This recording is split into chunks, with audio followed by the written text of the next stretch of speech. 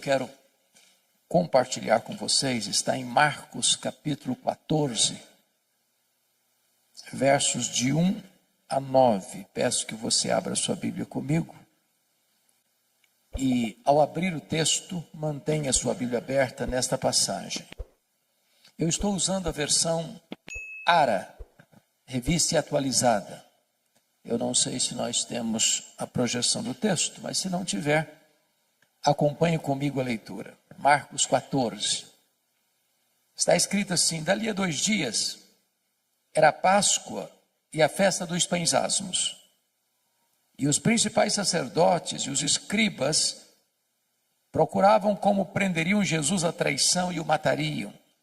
Pois diziam: não durante a festa, para que não haja tumulto entre o povo. Estando ele, Jesus, em Betânia, reclinado à mesa, em casa de Simão o leproso, veio uma mulher trazendo um vaso de alabastro com preciosíssimo perfume de nardo puro. E quebrando o alabastro, derramou o bálsamo sobre a cabeça de Jesus. Indignaram-se alguns entre si e diziam: para que esse desperdício de bálsamo?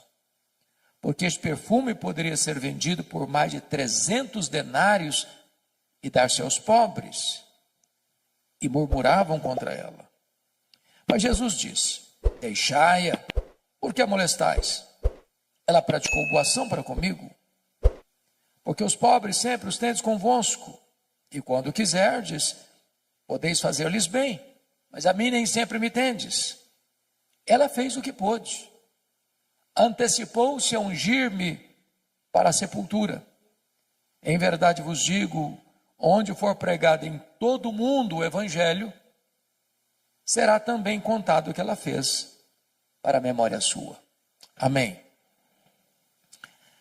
Bom, o contexto desta passagem está meridianamente claro. Trata-se de 2 dias antes da Páscoa. A Páscoa era a maior festa dos judeus. Relembrava a libertação histórica dos escravos do Egito para a liberdade do povo de Deus.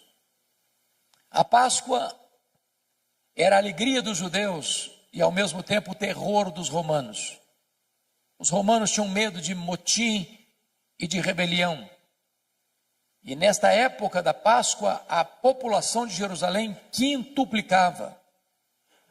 E a preocupação era tamanha que o governador romano transferia todo o seu aparato militar de Cesareia Marítima, onde estava a sede do seu governo, para Jerusalém.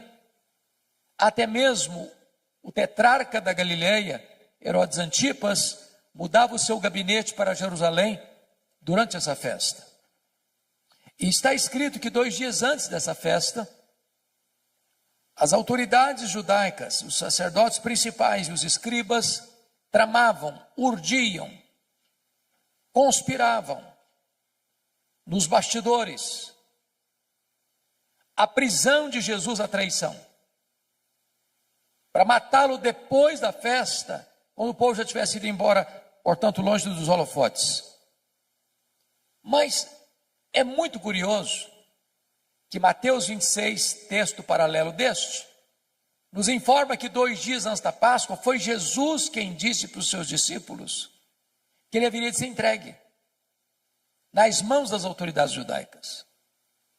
E aí você conclui que quando os homens tramam, urdem, conspiram, maquinam, pensando que eles estão no controle, eles estão apenas cumprindo uma agenda já estabelecida pelo próprio Deus.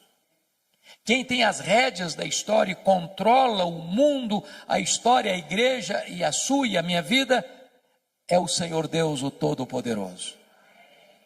Vale destacar que enquanto aqui em Jerusalém se trama a prisão e a morte de Jesus, ali bem perto, em Betânia, 10 quilômetros, uma família prepara uma festa para Jesus. E Jesus ainda hoje desperta sentimentos tão diversos. Ele é amado por uns, odiado por outros, adorado por uns, rechaçado por outros. É importante entender ainda que esse jantar que foi oferecido a Jesus em Betânia aconteceu na casa de um homem chamado Simão. E a Bíblia não dá o sobrenome dele, não dá nenhuma característica dele, a não ser levantar um adjetivo, um epíteto: Simão, o leproso. É óbvio que esse homem não era mais leproso, porque se o fosse, sequer poderia ficar em casa, muito menos oferecer um jantar e convidar pessoas para sua casa. Mas se esse homem não era mais leproso, e certamente não o era mesmo, por que Marcos registra que o jantar ocorreu na casa de Simão, o leproso, e não na casa de Simão, o ex-leproso?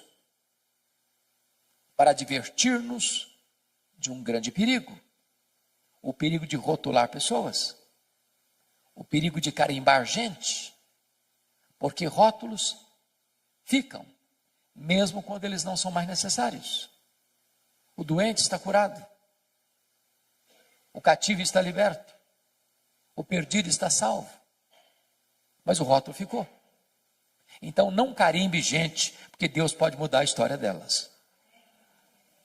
Também é digno de nota que quem se destaca nesse jantar é uma mulher.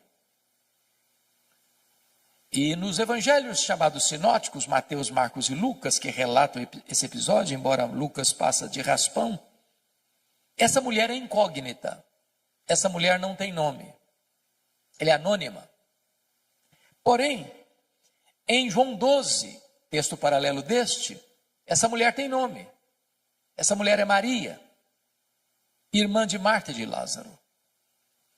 E ela tem uma biografia belíssima, porque ela só aparece 3 vezes na Bíblia.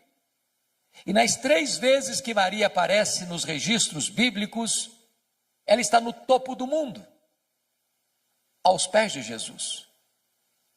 Porque não há lugar mais alto no mundo do que aos pés de Jesus. A primeira vez que ela aparece, lá em Lucas 10, ela está aos pés de Jesus para aprender. E a maior e melhor academia do mundo é assentarmos-nos aos pés de Jesus. Porque ele não é um alfaiate do efêmero, ele é o escultor do eterno. Ele é o mestre dos mestres, ele é o Senhor dos senhores. A segunda vez que Maria aparece na Bíblia, está lá em João 11. E ela mais uma vez está aos pés de Jesus, agora para chorar, ensinando-nos que aos pés de Jesus é onde encontramos a mais rica fonte de consolo para o nosso coração machucado e ferido. Mas finalmente, aqui no texto, mais uma vez ela está aos pés de Jesus, agora para agradecer.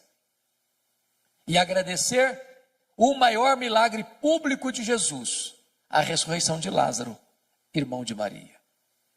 Então diz a Bíblia que Jesus está à mesa com seus discípulos, Lázaro, recém-ressuscitado, também está à mesa. Marta, como de costume, está servindo. Ela está sempre em movimento, sempre trabalhando. E não há demérito nenhum nisso. E agora diz o texto que Maria pega um vaso de alabastro. Alabastro é uma pedra ornamental de cor rosa. E diz o texto bíblico, lá em Mateus 26, que esse vaso está cheio de um perfume preciosíssimo, grau superlativo, feito de uma essência chamada nardo. E Marcos tem o cuidado de informar que a essência não é híbrida, é nardo puro. E João nos informa que esse vaso contém 1 libra de perfume. O que é 1 libra? 1 litro tem 2,2 libras. Portanto, se o vaso está cheio e tem dentro do vaso 1 libra de perfume, estamos informando que tem dentro desse vaso em torno de 350 a 400 ml de perfume. É um frasco pequeno, de uma pedra bonita, alabastro. E ela vem por trás de Jesus e quebra este vaso. Toda a casa é tomada pelo perfume de João 12. Esse perfume escorre pela cabeça de Jesus toma todo o seu corpo, chega aos seus pés, e ela então enxuga os pés de Jesus com seus cabelos. Isso provoca uma reação imediata dos discípulos capitaneados por Judas Iscariotes. Isso é um desperdício. Esse perfume poderia ser vendido por mais de 300 denários e dar-se aos pobres. E murmuraram contra ela. E Jesus sai em defesa de Maria e diz: deixai-a. Ela praticou uma boa ação para comigo. Os pobres sempre os tendes convosco, mas a mim nem sempre me tendes. Ela fez o que pôde. Antecipou-se a ungir-me para a sepultura. E em verdade vos digo, em todo mundo, onde for pregado o evangelho, será contado o que ela fez para a memória sua.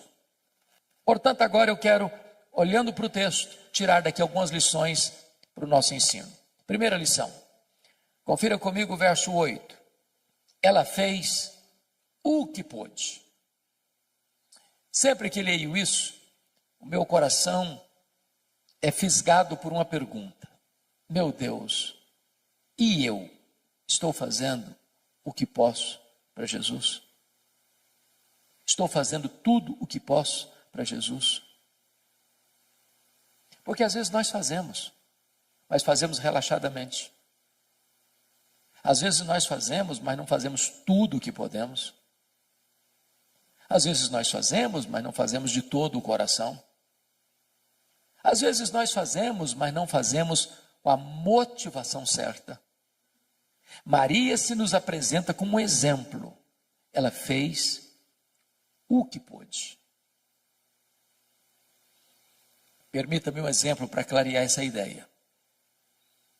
Eu acho que vocês todos já ouviram falar dos moravianos da Alemanha.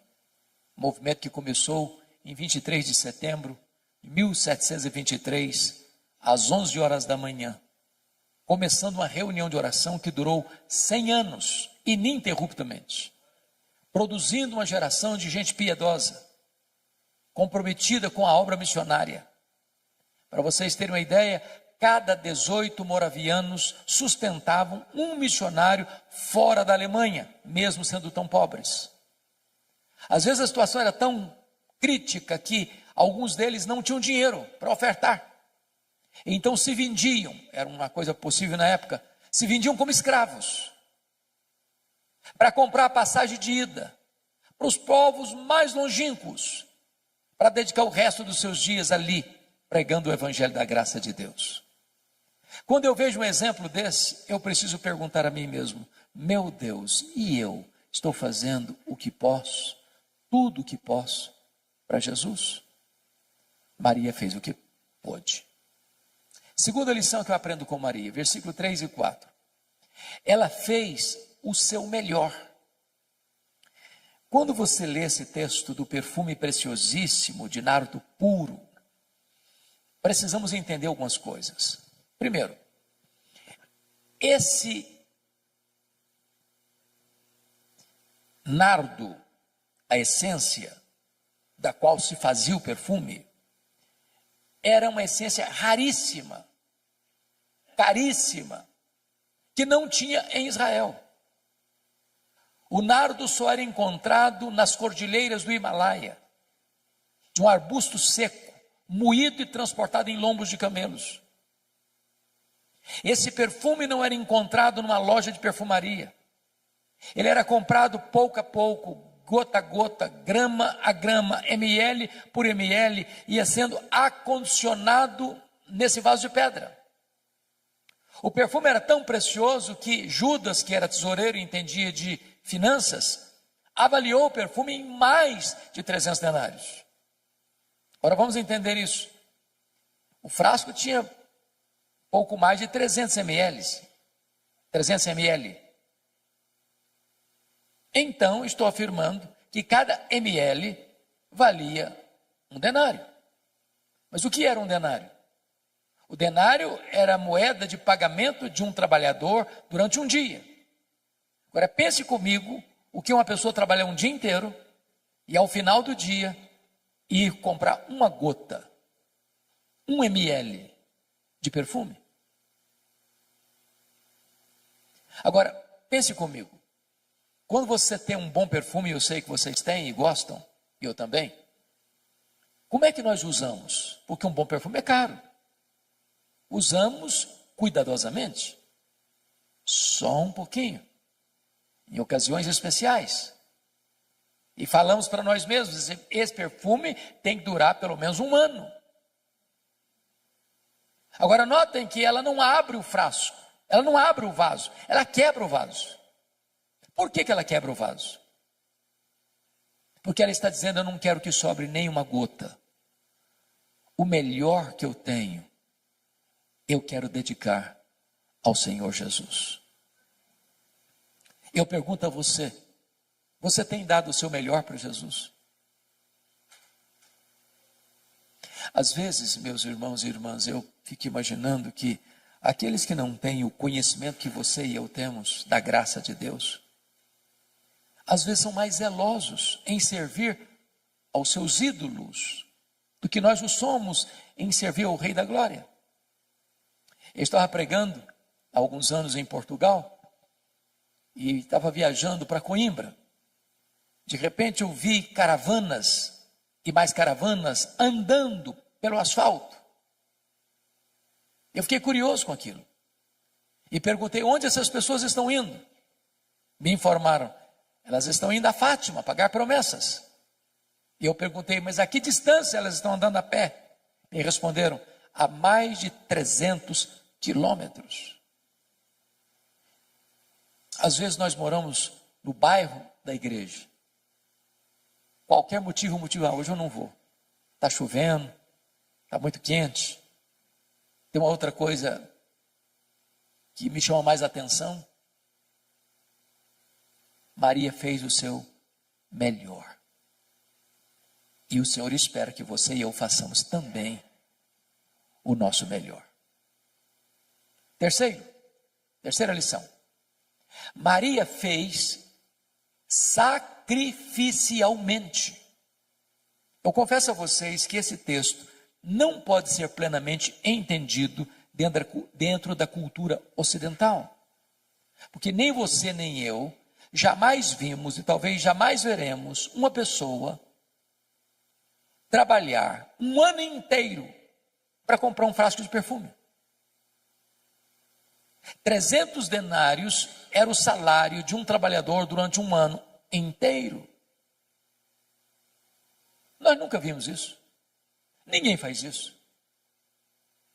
Mas na cultura judaica, quando a menina fazia a transição de menina para moça, o que é tão rápido, ela começava a comprar gota a gota, grama a grama, ml a ml, esse perfume, acondicionando-o nesse frasco de alabastro para o dia mais sonhado e desejado da sua vida, o dia do seu casamento, o dia das suas núpcias. Quando ela quebra aquele vaso e derrama todo aquele perfume sobre a cabeça de Jesus, ela está dizendo, eu vou fazer uma oferta, não apenas do que eu tenho de melhor, mas uma oferta sacrificial. Porque às vezes nós entregamos o que não nos faz falta, o que é sobra, o que não nos custa nada.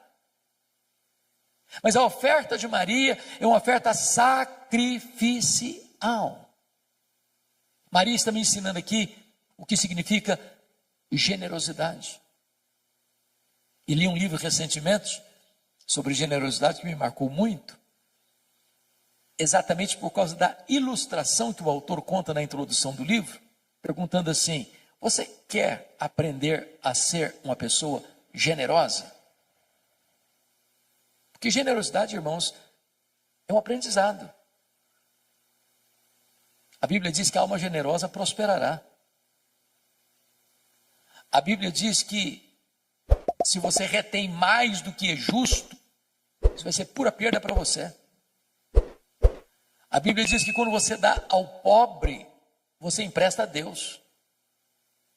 Jesus ensinou que mais feliz é dar, mais feliz é o que dá do que o que recebe. Mas o autor diz assim, você quer aprender a ser generoso? Compra um vaso de vidro transparente, bote na sua sala, mas não ponha flor, ponha só terra, para você passar por lá todo dia e olhar esse vaso, para ensinar você duas coisas. Primeiro, de onde você veio? Você veio do pó. Segundo, para onde você vai? Você vai voltar para o pó. Do pó que você veio, quanto você trouxe? Não trouxe nada. Para o pó que você vai, quanto você vai levar? Também não vai levar nada. Então você não é dono de nada. Você é apenas o mordomo do dono. O que a Bíblia diz é que Deus requer do mordomo que ele seja fiel.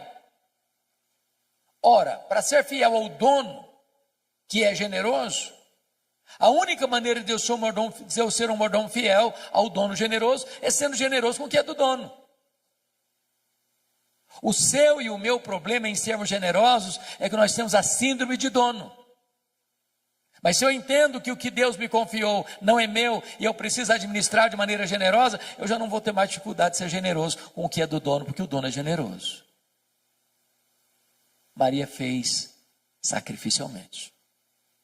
Quarta lição que eu aprendo com Maria. Maria fez, apesar das críticas. Versos 4 a 6, ela enfrenta 3 críticas: indignação, murmuração e molestação. Eu sou pastor há 43 anos. Eu confesso a vocês que eu nunca vi alguém se levantando para fazer algo relevante na vida sem enfrentar críticas. Quem tem medo de críticas não serve a Deus. Quem tem medo de críticas está mais interessado no aplauso dos homens do que na aprovação divina. Quem tem medo de críticas está construindo monumentos a si mesmo, em vez de estar trazendo glória a Deus. E notem vocês que alguns estão indignados contra Maria, mas quem são esses alguns? São os discípulos, são os apóstolos, são os líderes, que deveriam estar felizes com ela e estão indignados contra ela. E notem, eles não estão indignados com o que ela está fazendo, não. Eles estão indignados para quem ela está fazendo. Se fosse para os pobres, até que passaria. Mas para Jesus, não, isso aí é um desperdício. E notem mais, eles não estão murmurando, não. Eles estão murmurando contra ela. Eu sei que esse assunto de murmuração já acabou há muito tempo nas igrejas, não tem mais. Mas naquela época existia. Bom, chegaram ao ponto de molestarem Maria. Molestação é crime.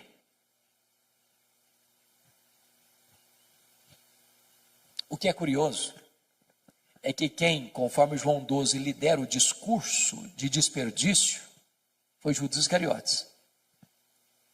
E João 12 diz que Judas Iscariotes, nesse discurso populista, não estava interessado em ajudar pobre, era coisa nenhuma. Ele queria pegar essa grana para ele. Ele era ladrão.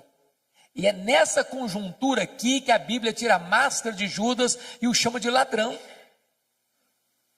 E quando você lê os evangelhos, é dessa cena aqui que ele sai nas caladas da noite para ir lá em Jerusalém e vender Jesus por 30 moedas de prata. Meus irmãos,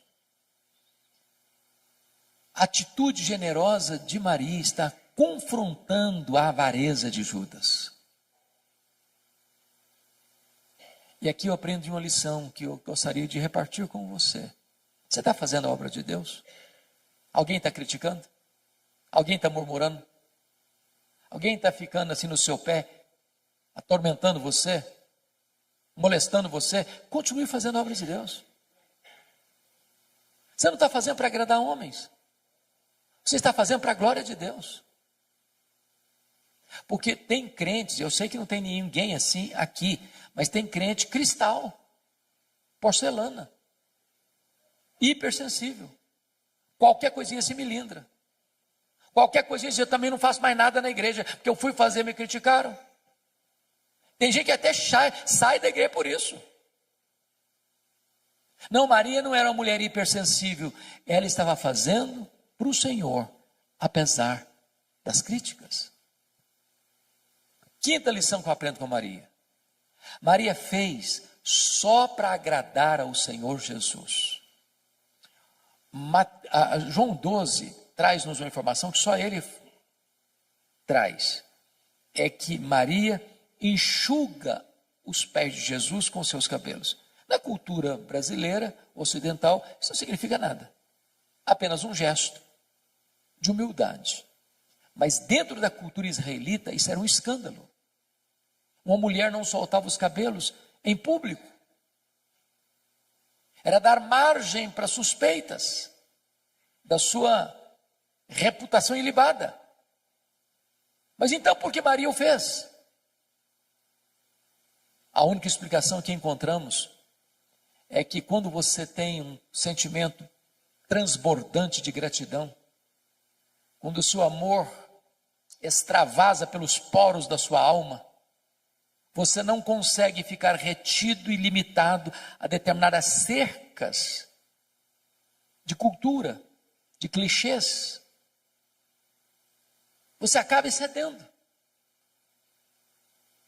Porque às vezes, meus irmãos, nós, até com o nosso zelo, somos cheios de dedo, preocupados em desagradar fulano, desagradar Beltrano, desagradar Cicrano.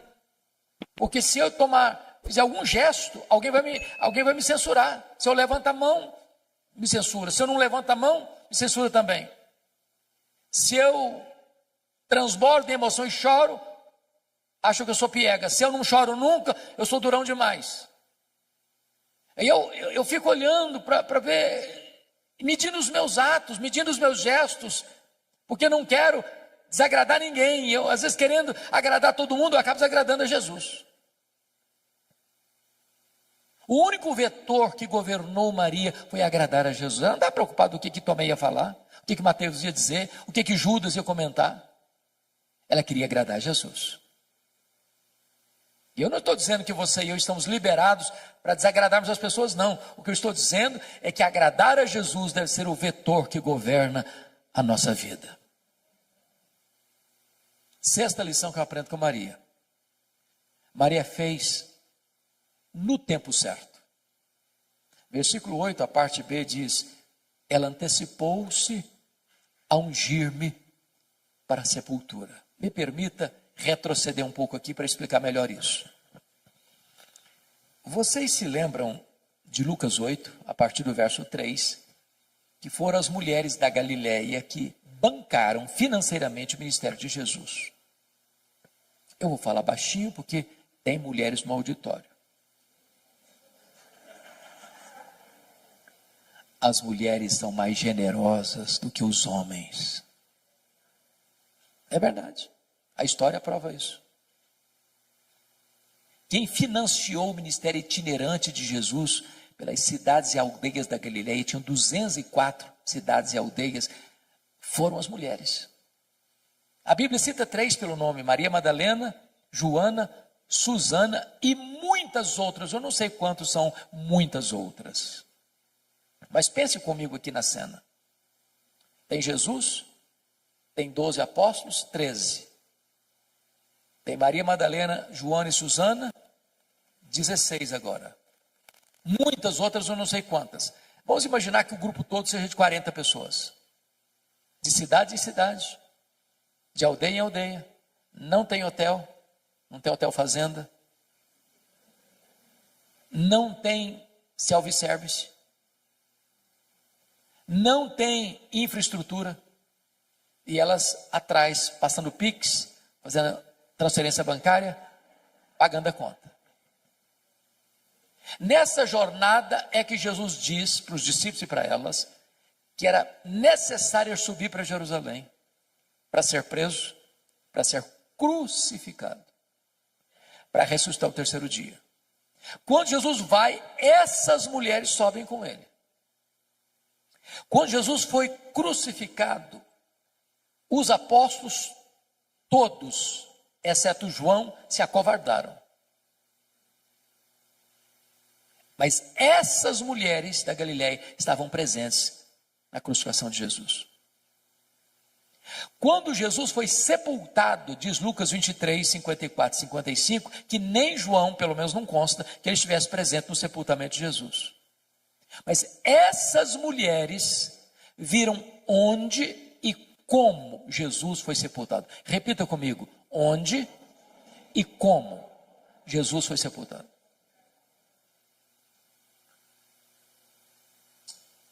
Agora vamos entender um pouco melhor.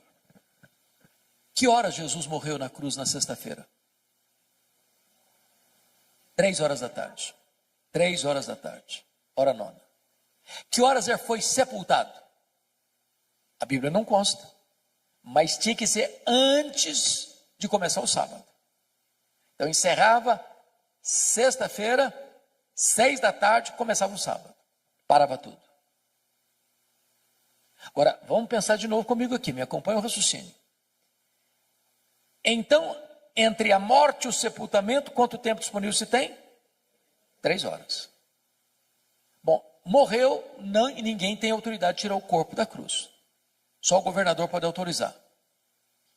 Ele foi crucificado fora dos portões. O governador está lá dentro dos portões, na fortaleza de Antônia. Também não adianta ter qualquer um lá que não vai nem receber, tem que ter alguém com trânsito. Então escolhem José de Arimateia. Ele chega lá no governador e diz: ó, governador, eu queria pedir permissão para sepultar o Jesus Nazareno, porque eu tenho uma sepultura nova que nunca foi usada, e eu vou emprestar para sepultar o Jesus Nazareno. O governador deve estar falando assim: não deu prazo para morrer não. E demora. Demora muito. Tem gente que fica um dia inteiro aí. Não, mas morreu. Não morreu. Mas morreu sim, senhor. Não, eu só acredito se o centurião vier aqui me falar que morreu. Não tinha telefone celular. Tive que ir lá, chamar o centurião. Trazer o centurião aqui. Morreu sim, senhor. Então tem que fazer um documento. Agora tem que ir lá no mercado comprar lençóis. Mas tem que ir numa outra loja comprar perfumes. Agora tem que tirar o corpo da cruz, agora tem que limpar o corpo, agora tem que colocar perfume no corpo, agora tem que enrolar o corpo no lençol, agora tem que tirar daqui e levar para o túmulo, mas o túmulo é novo, nunca foi usado, tem uma pedra imensa para rolar, tem que rolar a pedra, tem que botar o corpo, tem que rolar a pedra de novo. Muito pouco tempo. E as mulheres estão lá de butuca, olhando onde e como Jesus foi sepultado. Eu não sei, a Bíblia não deixa isso tão claro, mas a compreensão que eu entendo, que eu tenho, é que logo que terminou o sábado, que hora que terminou o sábado? Sábado, 6 da tarde. Elas correm no mercado para comprar o quê? Perfumes. E por quê? Por quê? Meu entendimento é que mulher não gosta de nada mal feito. Elas estão olhando, estão observando. Pensaram assim: esse serviço que fizeram ficou mal feito. Quando terminar o sábado, nós vamos voltar e vamos fazer esse serviço direito. Quem está voltando no túmulo não são os apóstolos, estão trancados com medo, acovardados.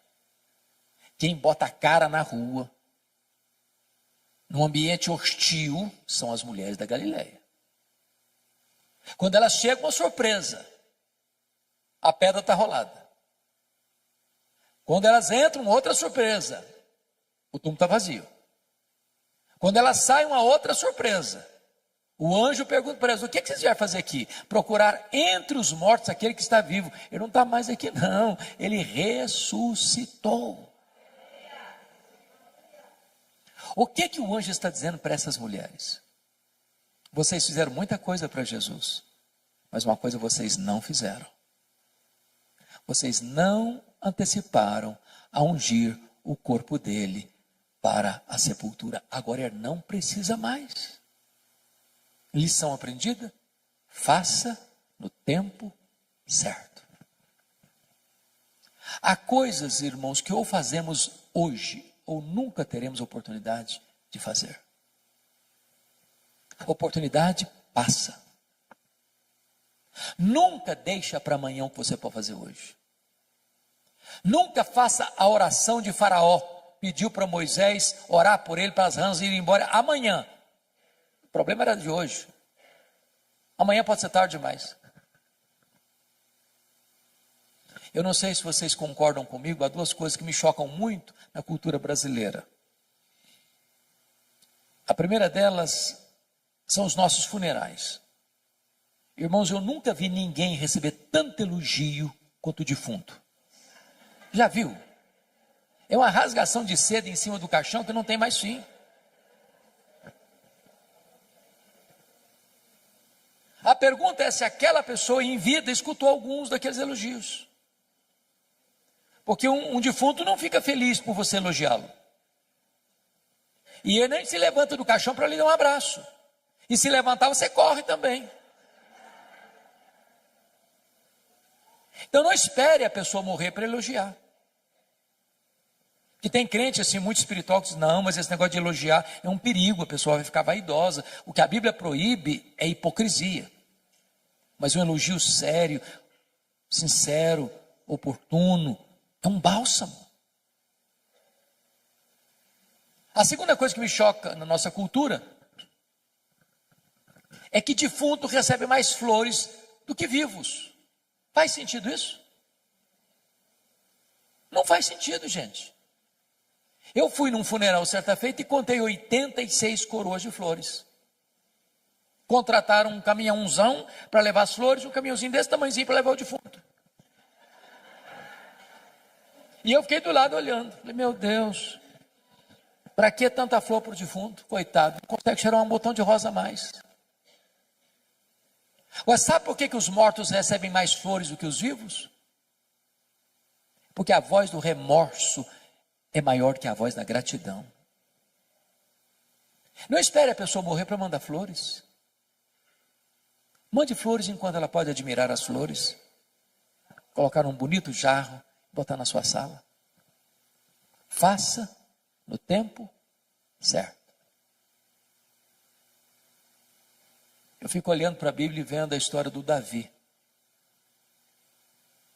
Sabe quantos anos o Davi ficou brigado com Absalão? 11 anos.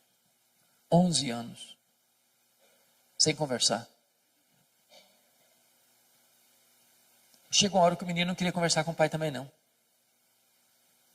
Agora ele queria matar o pai. Tomar o trono do pai.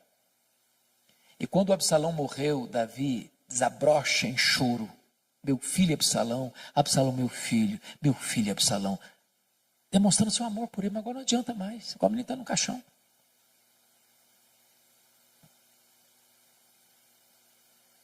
Não espere para amanhã. Faça hoje, enquanto é tempo. No tempo certo. Mas deixa eu terminar com a última lição de Maria, a sétima lição do texto. Versículo 9. Maria fez com reflexos para a eternidade. Jesus diz, em verdade vos digo, em todo mundo, onde for pregado o evangelho, será contado o que ela fez para a memória sua. E essa profecia de Jesus, proferida numa casa pequena, numa vila pequena, há 2000 anos, tem sido contada dos outeiros da história, nos ouvidos do mundo. E essa profecia se cumpre hoje, exatamente dia 8 de março, de abril, 8 de abril de 2025, no Hotel Fazenda, em Poços de Caldas, Minas Gerais. A grande pergunta desse texto é o que é que você e eu estamos fazendo hoje que vai reverberar nas futuras gerações? Que marcas nós vamos deixar? Que legado nós vamos deixar para as futuras gerações? Eu não sei se você pensa nisso, de vez em quando eu penso. Qual vai ser a frase que eles vão botar naquela plaquinha de mármore branco, que fica em cima da sepultura? Se Jesus não voltar antes, depois de 50 anos que nós tivermos partido e alguém passar lá e espanar a poeira, será que a nossa vida vai impactar alguém ainda? Nós estamos vivendo uma geração egoísta, narcisista, consumista, materialista. Nas palavras de A.W. Tozer, estamos vivendo uma geração que está olhando para o seu próprio umbigo.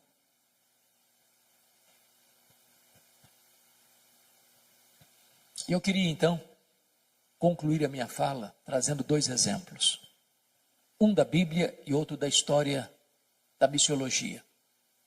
O exemplo da Bíblia tem a ver com o rei Ezequias. O rei Ezequias teve um pai terrível. O pai dele era Acabe, Acás, um homem terrível, idólatra, feiticeiro.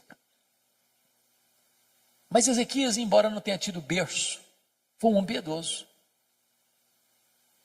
Começou a reinar com 25 anos, reinou 29 anos, morreu com 54 anos. Ele foi tão piedoso que a Bíblia diz que não teve ninguém igual a ele, nem antes nem depois. Foi no governo dele aqui em Jerusalém que as 10 tribos do norte foram tomadas pelo Império Assírio. Quando ele tinha 39 anos, ele enfrenta 2 terríveis problemas. Primeiro, um cerco militar do mesmo exército que tinha tomado Samaria, agora cerca Jerusalém e dá uma ordem para ele: se renda, porque Deus nenhum poderá livrar você da minha mão. Se não bastasse isso, diz a Bíblia que ele sofreu uma enfermidade física, uma úlcera, que médico nenhum conseguiu resolver. E Deus manda o profeta Isaías na casa dele com uma palavra expressa: põe em ordem a tua casa, porque morrerás e não viverás. E o rei voltou-se para a parede e orou fervorosamente, chorou abundantemente. Deus respondeu a oração dele rapidamente e mandou de volta o profeta Isaías na casa dele. Diz: olha, eu ouvi a tua oração, eu ouvi as tuas lágrimas, e eu te curarei da tua enfermidade, e eu livrarei Jerusalém do poder da Síria. Deus escalou um único anjo que matou 185.000 soldados assírios ao redor de Jerusalém. Deus estendeu os dias de Ezequias, deu-lhe mais 15 anos. E agora, a notícia do milagre foi tamanha, e reverberou para fora das fronteiras de Israel, e chegou lá longínquamente na Babilônia, o império estava se formando. E o rei da Babilônia mandou uma comitiva diplomática visitar e presentear Ezequias pelos milagres recebidos.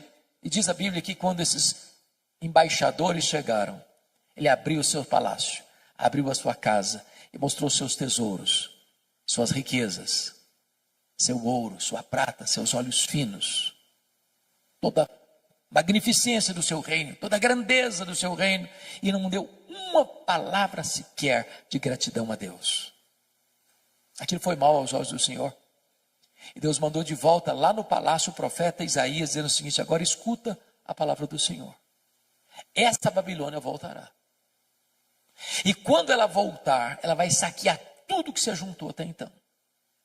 Dos filhos que tu gerares serão levados cativos. Serão prisioneiros, escravos, serão feitos eunucos. Em outras palavras, serão castrados, não poderão gerar. Diante de tamanha tragédia, sabe qual foi a resposta do rei para o profeta? Boa é a palavra que disseste. Não, você não entendeu o que eu falei. Estou falando que a Babilônia vai saquear tudo, que os filhos vão ser escravos, que vão ser castrados. Você vem me dizer que boa essa palavra, você está ficando louco. Aí ele pensou, ele não falou não. Boa é essa palavra, porque pelo menos eu terei paz nos meus dias. Sabe o que ele está dizendo? Quando isso acontecer, já terei batido as botas. Quando isso acontecer, eu não vou estar mais aqui para contar a história. Sabe o que ele está dizendo? Depois que eu morrer, desculpem da expressão, que se danem as futuras gerações, eu não estou nem aí. É lamentável. É lamentável. Meus irmãos, se vocês olharem para a história, é possível que uma igreja se perca em 3 gerações. A geração que saiu do Egito morreu no deserto. A geração que nasceu no deserto entrou na terra prometida. A geração que nasceu na terra prometida não conhecia Deus mais. Você olha para a Europa hoje, você visita a Europa hoje, as igrejas estão vazias. Em algumas cabecinhas brancas. Mas as crianças e os jovens não estão mais. Nós estamos numa corrida de revezamento. Se nós não passarmos o bastão da fé, o bastão do evangelho para os nossos filhos, para os nossos netos, as futuras gerações podem estar completamente apáticas ao evangelho. A minha oração e a sua deve ser essa também: clamar aos céus para que os nossos filhos, os nossos netos sejam mais crentes do que nós, mais cheios do Espírito Santo do que nós, e que a igreja que eles terão amanhã seja uma igreja mais forte, mais viva do que a que temos hoje. O segundo exemplo, para encerrar, da missiologia, é um missionário que foi usado poderosamente por Deus na África. Esse missionário é David Livingstone. E ele se dedicou a servir a Deus na África. Ele trabalhou na África. Ele foi atacado por um leão na África. E ele continuou na África. Ele adoeceu na África e morreu na África. Quando ele morreu, os ingleses foram para lá para pegar o corpo dele e levar o corpo dele para a Inglaterra e sepultá-lo na Inglaterra. Os africanos disseram assim: vocês podem até levar o corpo dele, mas o coração dele vocês não vão levar.